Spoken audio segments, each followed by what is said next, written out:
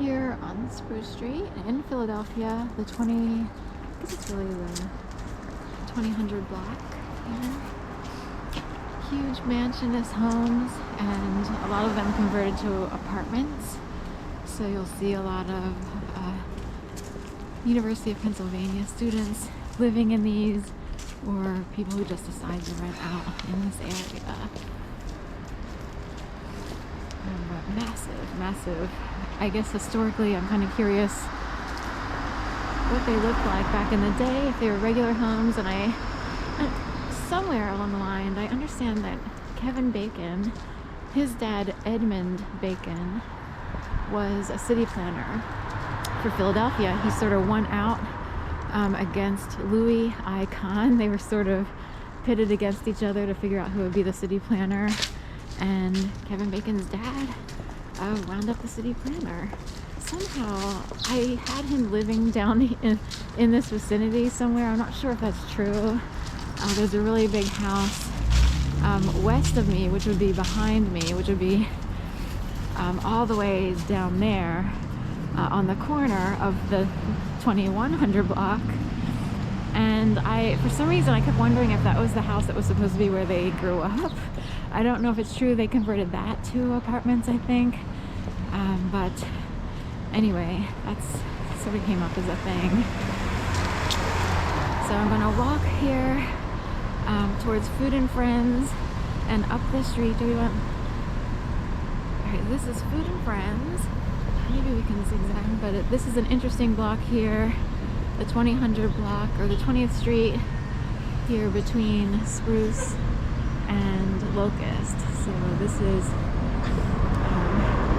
a convenience, very popular convenience spot to come, Food and Friends.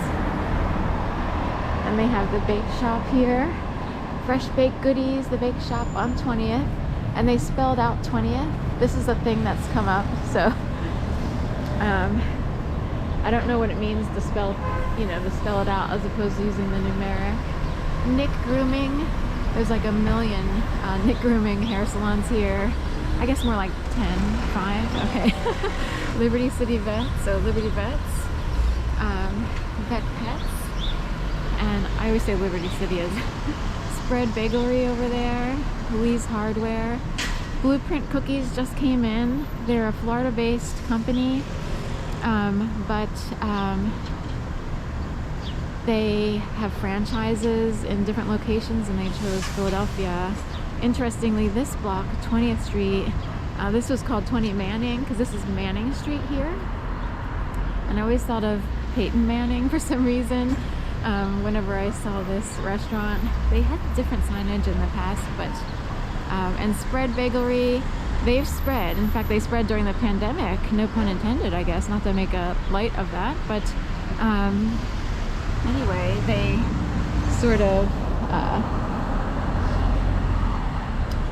grew. So back in 2010-11, Spread Bagelry opened its first shop here, where I just showed you that location there.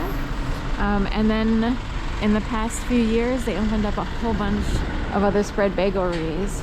They have incredible cream cheese flavors, but they're really expensive.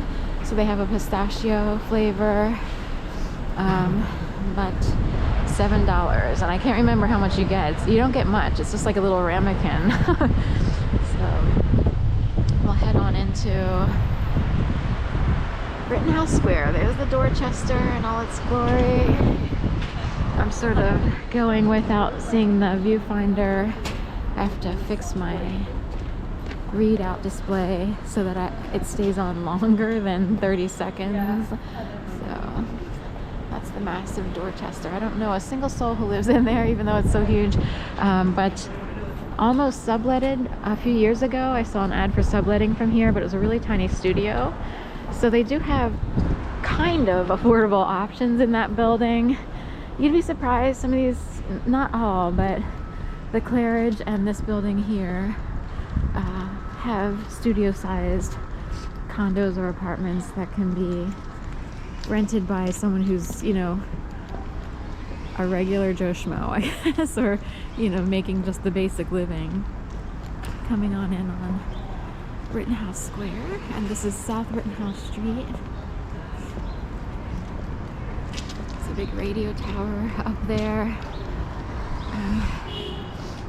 on the Claridge. And for sure the Claridge at Rittenhouse always has an apartment for like $900, which is really cheap considering the area.